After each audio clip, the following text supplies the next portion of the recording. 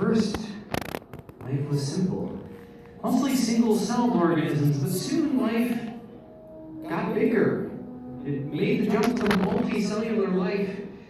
And as it grew in size, it also diversified, taking on lots of weird and different forms. But not just different forms, different strategies. Life took on, was finding different ways to find food, different ways to survive. Because that's kind of what life does. Not only spreads out in terms of its forms, sometimes taking on very large forms, it also spreads out through the ocean, through its environment, finding new places to colonize and survive. Life goes in every direction it can. And because of that, it was inevitable that life would eventually find its way to the shallows. And that from the shallows, it would eventually crawl up onto land. And the Earth that the first amphibians crawled up onto was a lot like the Earth of today. I mean, sure, it had some different creatures. I'm sure it was a few degrees hotter, but for the most part, it was the same. I mean, it had lots of similar plants, lots of ferns, lots of trees, lots of bugs. The biggest difference by far was a kind of creature called the dinosaurs. And for 100 million years, the dinosaurs roamed the Earth, changing, adapting, finding new ways to survive, new food to eat, until one day, something happened that brought all of that to an end. Now the question is, what happened? And we may know the answer to that today, but for a long time, in fact, up until the 1980s, it was a mystery. Because all we had to go on was the fossil record. And the fossil record had something weird in it. You see, here's the fossil record right over here. Basically, what you have in the fossil record is dinosaur fossils buried one on top of another, year after year after year, for 100 million years of dinosaurs, up until this weird white layer. Whatever this white layer is, below it, there are dinosaur fossils, above it, nothing. So, whatever this white layer is, it's probably put there by the same thing that killed the dinosaurs. Now, this white stuff is something weird called iridium. Iridium is weird because it's very rare on Earth. You can't find it pretty much anywhere on the planet except in this layer. But you see, this layer is everywhere. You go anywhere on Earth and you dig down deep enough, you will find this weird white layer. So, how did it get there? For this layer to have formed, something has to have covered the whole Earth with iridium. But where could that iridium have come from? I mean, once again, it's rare on Earth. There's no source of it. So this guy is looking at this. He's a geologist. His name is Walter Alvarez. He's looking at this and he says, all right, that iridium has to have come from somewhere. And if it didn't come from the Earth, what if it came from somewhere else? And he talked to his father about it. His dad's Luis Alvarez, a physicist, who said, oh yeah, there might not be much iridium here on Earth, but there's plenty of it in space. Plenty of it in the asteroids. And so together they came up with a theory that sounded crazy at the time, but what if what killed the dinosaurs and left that layer was an asteroid from space?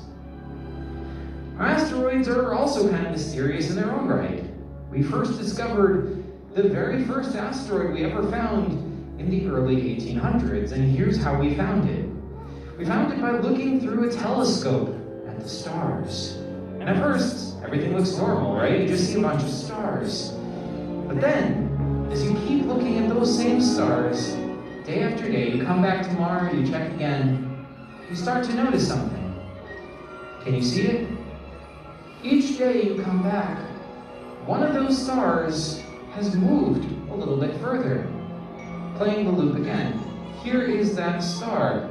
Each night it's a little bit further than it was before. Well, that's weird, right? Stars can't move like that. So, what is that thing that's moving?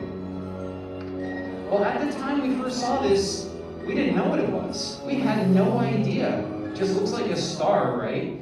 But it doesn't move like a star, so we made up the name asteroid, because aster means star, and oid means like. So we're basically calling it a star-like thing. But now that we know a lot more about asteroids, they're not much like stars at all. I mean, stars are basically just the same as our sun. But asteroids are just big rocks. That's all they are. And they're rocks of all different shapes and sizes. Some of them kind of like a weird lumpy potato. Some of them kind of more like a shoe, maybe a clog. And they're all different sizes too. I mean, some are as small as a pebble, some are big enough to be a house. But there's lots and lots of asteroids. We found over 1 million of them in our solar system. And most of those asteroids that we found are in a place called the asteroid belt. So let's take off from the Earth and pay a visit to the asteroid belt.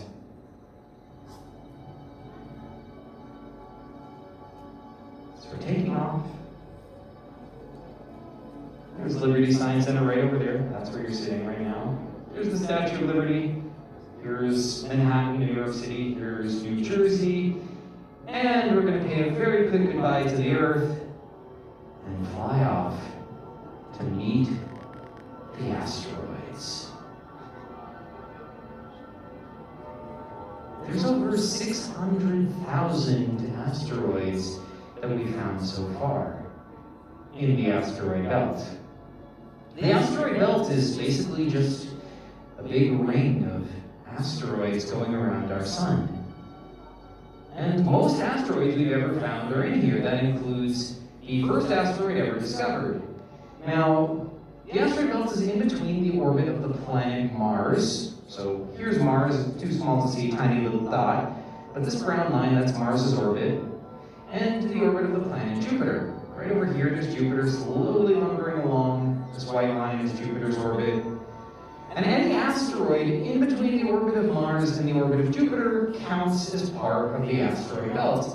And once again, that does include the first asteroid ever discovered. That asteroid is called Ceres. That's the same one you saw moving in the telescope a minute ago. But Ceres, even though it's right in the middle of the asteroid belt, it's not like any of the other asteroids at all. It's way bigger for one thing. That's why we were able to see it even back in the 1800s. But beyond that, it doesn't look much like the other asteroids at all.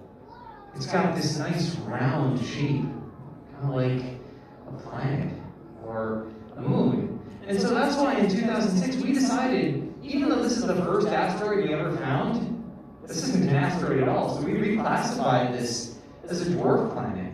So we don't count it as an asteroid anymore. Anyway, we're flying into this weird crater. This is a kind of crater called the Cater crater. And at the middle of it, we've got this weird white stuff. What do you think this white stuff is? Any guesses? Feel free to shout it out if you have a guess. I think I heard someone say snow. I heard someone say ice. Those are really good guesses because, yeah, at first astronomers were looking at this and they thought this might be, some kind of snow or ice. But then they looked closer. Turns out this isn't snow or ice at all. This is salt. I know, right? Just like the salt we eat at dinner.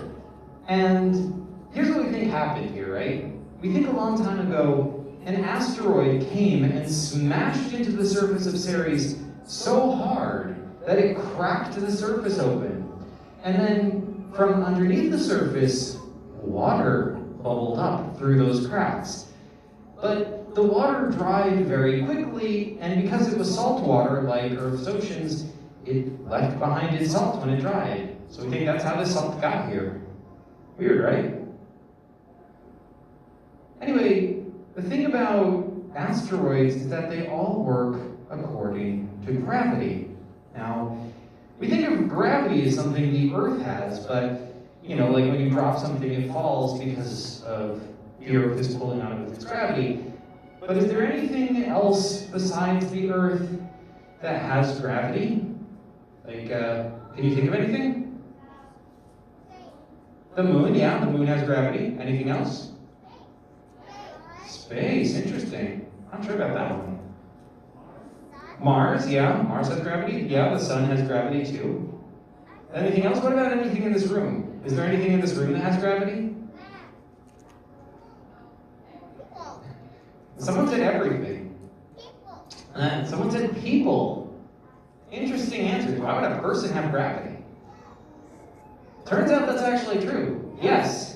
The answer is yes, people have gravity. Everything has gravity. Every little piece of matter has gravity. And we don't really think about that here on Earth because that gravity is so weak that you don't really see it happening. I mean, if you put your phone and your pencil right next to each other, you're not going to see them move towards each other on the table, right? That's because their gravity is so weak, it's not enough to overcome the friction. But if you put your phone and your pencil in space, then very slowly, very, very slowly, they would start to be pulled towards each other. And then they might get stuck together because of their gravity. And now with the two of them together, with both of their gravity, they start pulling in more objects. And those objects might get stuck to them as well. And with those objects, we have even more gravity, and we start pulling in even more objects, and they start clumping up to make an even larger thing. And that doesn't just happen to household objects like phones and pencils, that happens to asteroids too. We have, when two asteroids crash into each other, they can get stuck together because of each other's gravity. And then with their gravity, they can start pulling in more objects, more asteroids, and then they add their gravity, and these asteroids just over time start to clump up more and more and more. This isn't just theoretical, this is something we see happening a lot out there in the universe. There really are objects that form like this.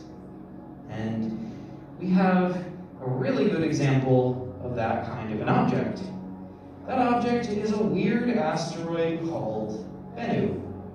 Bennu is a special kind of asteroid called a rubble pile asteroid.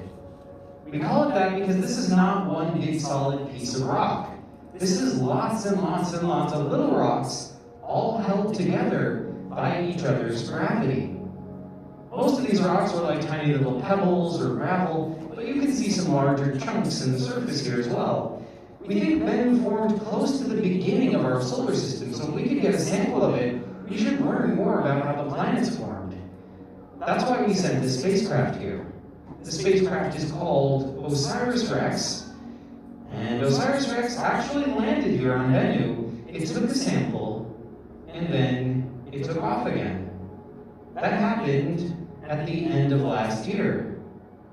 And now, OSIRIS-REx is headed back towards the Earth with that sample. It's got a long path ahead of it though. It's going to take OSIRIS-REx 2 years to get back here to Earth. So we're expecting it back in 2023, and at that time we should not only learn more about Bennu, we should learn more about the solar system as a whole, as well as our place in it. And speaking of our place in the solar system, I think now's as good a time as any to show you where we are in all this. So here we are. Here's the Earth, this white dot. That blue line is our orbit. And it looks like we're nice and safe, nice and far away from the asteroid belt, sorry. But I said that most asteroids are in the asteroid belt. I did not say all of them are. So far we haven't been showing you all the asteroids in our solar system. Let's turn them all on and get the full picture. Yeah, looks like we're not as safe as you might have thought, after all. There are lots of asteroids close to the Earth's orbit, and it looks like they're not flying around in nice circles. They're like just flying around any which way, just random directions. What's to stop one of them from just smacking right into the Earth? The answer is nothing. They can crash into the Earth, and actually they do all the time. But usually, that's not that big of a deal. That's because most asteroids that crash into the Earth are really, really small. And when a small object enters our atmosphere going really fast, it heats up. It gets really hot. And because of that, most asteroids just get so hot they burn up before they even get to the ground. That's what happens most of the time, even for some pretty big asteroids, like this asteroid. This one is a pretty decently big asteroid. It entered our atmosphere in 2013, heated up, before finally it exploded in the air above a city called Chelyabinsk in Russia. It almost made it to the ground. It came so close, but it exploded. Because it was so close to the ground, the force of the explosion broke windows. It injured 1,000 people. Thankfully, everyone was okay, but because everyone in Chelyabinsk in Russia has dash cams on their cars, we got this really good footage of this actually happening. Imagine seeing this on your way to work or school in the morning. So that's what happens most of the time when an asteroid enters Earth's atmosphere. Even for some pretty big asteroids, they burn up before they even hit the ground. But very rarely, and I do mean very, very rarely, there's an asteroid so big it can hit the ground and do real damage. That is what happened in Arizona. This crater is called the Barringer crater, officially known as the meteor crater, and this was made when an asteroid hit the Earth about 60,000 years ago. So long ago that this desert would have been grassland at the time. And the asteroid hit the ground so hard it made this crater. This is a whole mile wide from one side to the other. Thankfully, it barely missed the visitor center over there. But how big do you think an asteroid would have to be to make a crater like this? Do you think it would be bigger or smaller than the dome you're sitting in right now? Bigger? Any other guesses? Bigger? Oh, some we have a smaller. Someone said smaller. Another smaller. Oh, now we're getting more smallers. Oh, another bigger. All right, let's compare. Let's see who's right. So we're going to pay a visit to Liberty Science Center. Here we are at Liberty Science Center. Here's the dome you're sitting in right now. And if you drove here, here's your car. And let's start by comparing the asteroid that exploded over Chelyabinsk in Russia. That asteroid is about 55 feet wide, so that means it would fit nicely inside our dome, because our dome is about 89 feet wide. But the one that made the Barringer crater is another story. That one is about 160 feet, meaning that's about twice the size of our dome. But what about the asteroid that killed the dinosaurs? What do you think, bigger or smaller? Bigger? I think you guys might be right.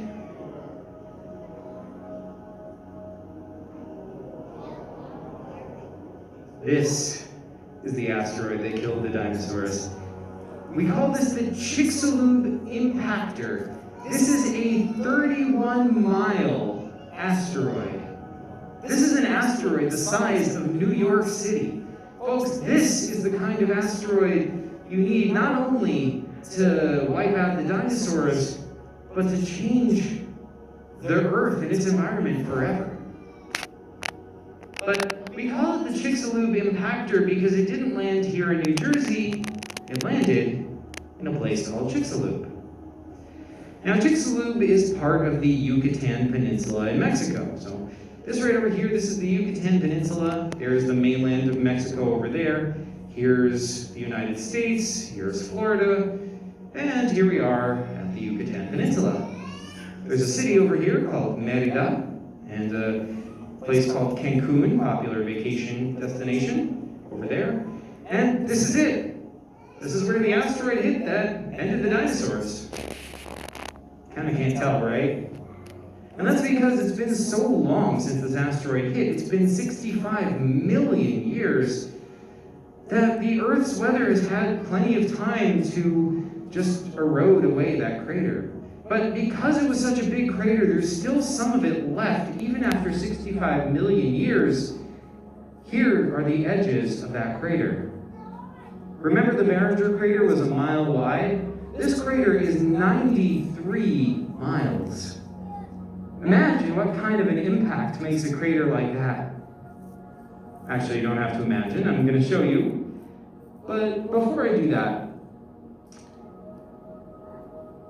let's pay a visit to the dinosaurs and see what their life was like.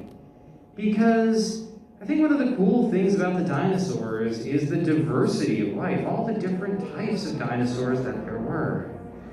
For example, on the left, we've got a plant-eating dinosaur, Triceratops. And this weird frill on his head, we used to think that was used for defense, but in newer studies, we're saying probably not. We still don't know what it is used for, though. Over here, we've got Parasaurolophus, another plant-eating dinosaur. This weird thing on Parasaurolophus' head, this was hollow, like a straw, but we still don't know what that was used for either. Then we've got other dinosaurs like Sinosauropteryx. Sinosauropteryx was a short, little 3-foot dinosaur. Sinosauropteryx would eat bugs, lizards, small mammals. And by the way, this is one of the few dinosaurs that we actually know the color of it. This is one of the few dinosaurs where we've actually found feathers from this dinosaur that still had some color in them. Oh, so close. But that's what life was like. Dinosaurs going around, trying to find food. Life is normal. Of course, some dinosaurs ate bigger things than others, and those dinosaurs don't always seem friendly. That is the case for our friend T-Rex, who, by the way, you can also see in our exhibit Sue upstairs. T-Rex could run very fast. He could run up to 12 miles per hour. Don't worry, that's too slow to keep up with us.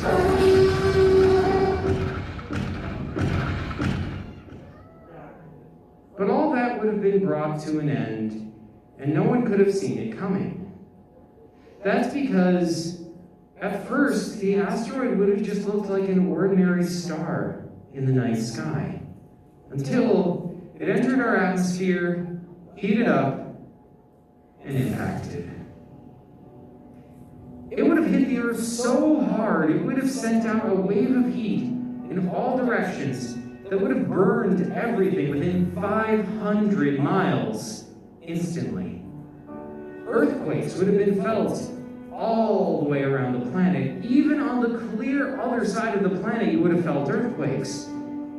And because the asteroid hit so hard, pieces from the asteroid as well as pieces of the Earth itself were shot back into space. And a lot of them rained back down onto Earth, impacting, again, all over the world, heating up large areas, killing thousands of plants wherever it went. And as bad as all that was, that wasn't the worst part. The worst part is what came next. It was the clouds of dust that filled the sky. These clouds of dust had iridium in them. And eventually, there's so much of this dust that came from the asteroid, it would eventually cover the whole Earth. It would settle down and form that iridium layer we saw in the fossil record. But before it did that, it covered the sun, blotted out the sun, killing most plants that were still surviving. And without plants to eat, the plant-eating dinosaurs started to go extinct. And without plant-eating dinosaurs to eat, the meat-eating dinosaurs started to go extinct. Folks, it's not just the dinosaurs, it is 75% of all life on Earth that went extinct. This is a catastrophe of unimaginable proportions, but as bad as it wasn't the end. Because, as they say in Jurassic Park, life finds a way. You see, the dinosaurs didn't all go extinct. Some of them changed, they adapted, they evolved. They found new ways to survive in their new and changed environment. Because that's what life is always doing. Life is always looking for new ways to survive. And so some of those dinosaurs developed wings to help them fly, and beaks to help them find some of the food that was still surviving. And so, over a long time, some of those dinosaurs turned into birds.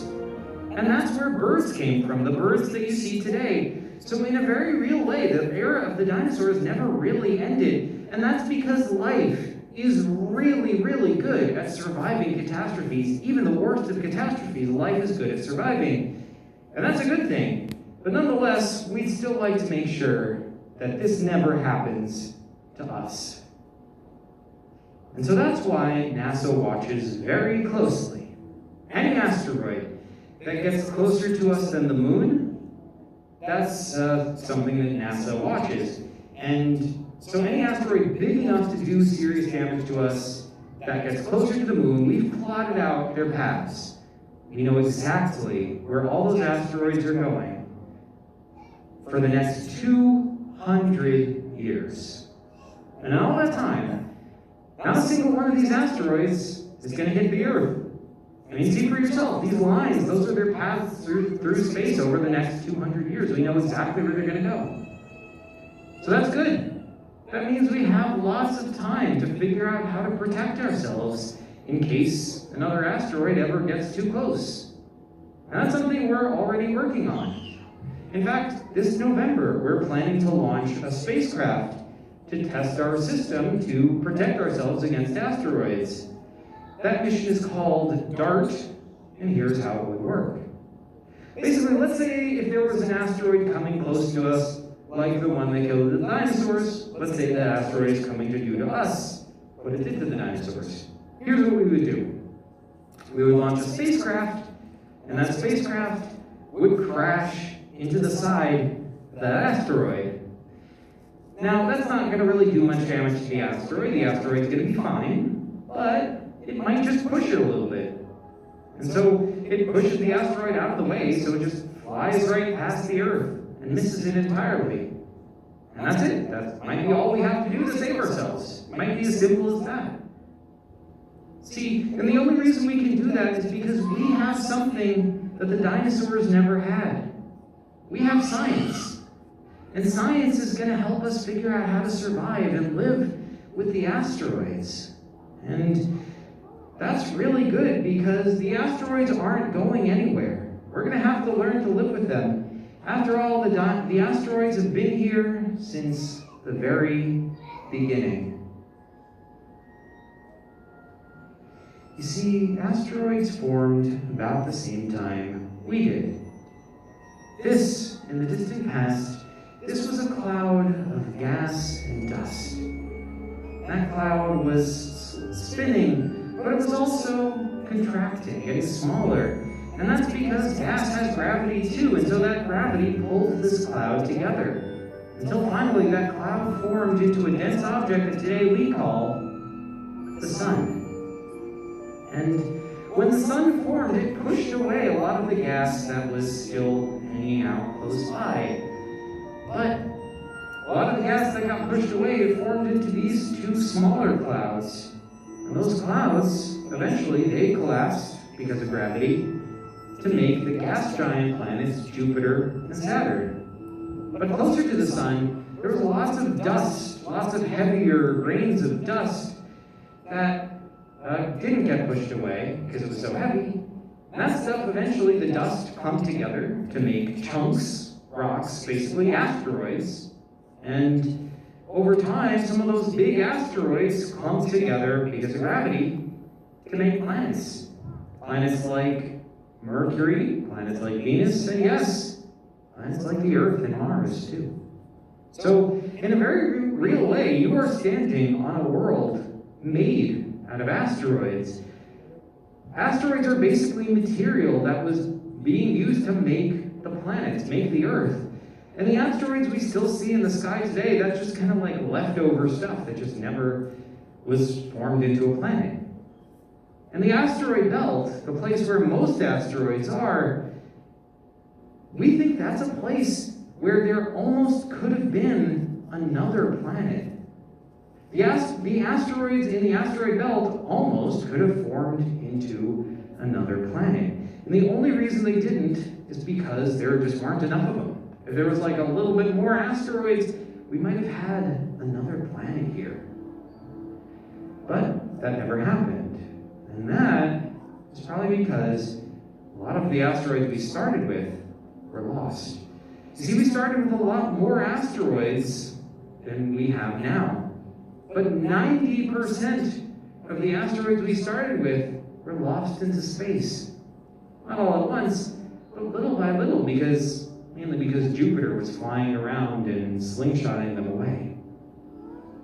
So we lost most of the asteroids we had. They flew out into space in all different directions, and that's why we never got another planet. But other solar systems, other stars like our sun, when they form, they can shoot some of their asteroids out into space too. And we learned that for sure in 2017. Because in 2017, this asteroid entered our solar system. This asteroid is called Oumuamua.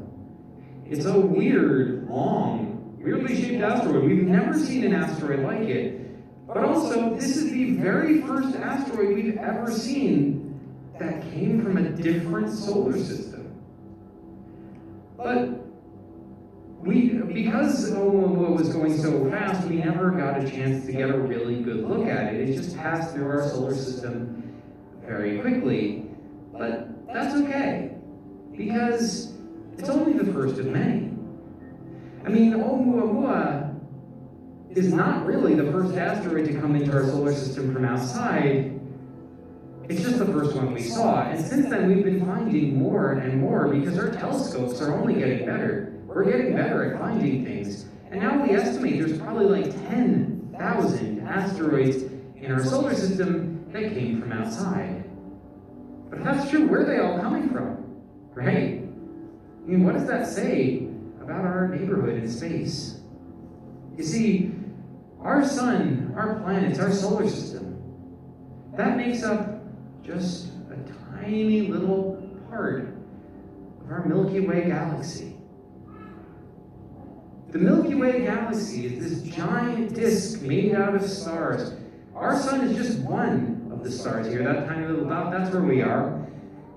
But the Milky Way has over 300 billion stars, each one, just like our sun. And that means most of them have asteroids too. And that means that they're shooting their asteroids out into space. So Milky Way has got to be positively flooded with asteroids. Asteroids flying everywhere. Especially in the core, because the core is a place where there's a cloud of over 1 trillion asteroids. Those asteroids are flying around, being eaten by the supermassive black hole at the very center of the Milky Way. And these asteroids aren't just flying around pointlessly. They're bringing things with them. Things like water in the form of frozen ice crystals. Things like organic molecules, some of which could be the basic building blocks of life itself. And so it's at least possible that some of these asteroids could crash land on planets, bringing water with them and organic molecules and getting life started where it might not have otherwise started. So, yes, asteroids are dangerous.